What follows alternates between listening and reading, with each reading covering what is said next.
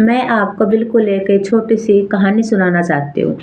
एक बार सरकारी स्कूल की बात होती है, बारिश हो रही होती है बाहर और अंदर एक जो टीचर है, वो बच्चों को पढ़ा रहे होते हैं। तो टीचर के मन में एक सवाल आता है कि क्यों ना आज बच्चों से थोड़ी-सी मस्ती की जाए, यानी से बात की जाए। तो उसने अपनी जेब से एक 100 का नोट निकाला और सभी बच्चों के पास जाकर एक-एक से पूछा कि अगर ये ₹100 मैं आपको दे दूँ, तो आप इसका क्या करोगे? किसी बच्चे ने कहा चॉकलेट खरीदूँगा, किसी ने कहा मिठाई खरीद लूँगा, किसी ने कहा कि मैं गुड़िया खरीद लूँगी। लेकिन उसमें से एक बच्चे ने सर से कहा कि सर अगर आप मुझे पैसे दोगे तो मैं अपनी माँ के लिए चश्मे खरीदूँगा। तो उस पर टीचर ने बड़ी हैरानी से उसकी ओर देखते हुए कहा कि क्यों बेटा?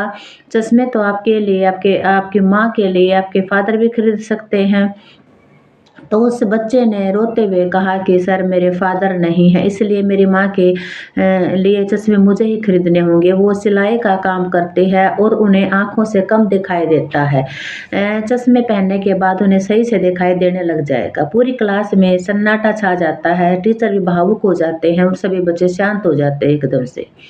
तब टीचर ने कहा कि ठीक है बेटा, ये ₹100 मैं आपको देता हूँ, लेकिन आप ये मत समझना कि मैंने ये पैसे आपको वैसे ही दिए हैं, मैंने आपको उधार के लिए दिए हैं। जब आप बड़े हो जाओगे, खूब मन लगाकर पढ़ोगे, एक बड़ा अफ़सर आप बनोगे, तब आप मुझे ये पैसे वापस से करोगे। टाइम बीत जाता है, दोबारा से वही हिस्ट्री दोहराई जाती है।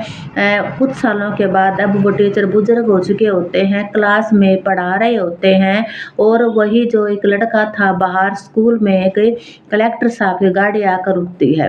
कलेक्टर साहब जब गाड़ी से उतरते हैं तो स्कूल का पूरा स्टाफ चौकन्ना हो जाता है कि पता नहीं कलेक्टर साहब आज किसकी क्लास लेंगे। जैसे गाड़ी से बाहर उतरते हैं तो उन्होंने अपने टीचर का नाम पूछा और सीधे उनकी विद ड्यू परमिशन क्लास में चले जाते हैं और वहाँ पर जो बुजुर्ग टीचर अब हो चुके हैं उनके पैर पकड़कर उनसे कहते हैं कि सर आपने शायद मुझे पहचाना नहीं, मैं वही लड़का हूँ जिसको आपने ₹100 दिए थे और कहा था कि जब तुम बड़े आदमी हो जाओगे तो मुझे वापस कर देना।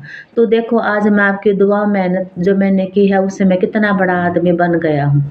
मतलब क्या है कि कहानी से हमें यही सीख मिलती है, अगर हमें अपने हालात को बदलना है तो उसके लिए हमें कड़ी मेहनत करनी होगी, तब जाकर कहीं हमारा सुधार होएगा। Thank you.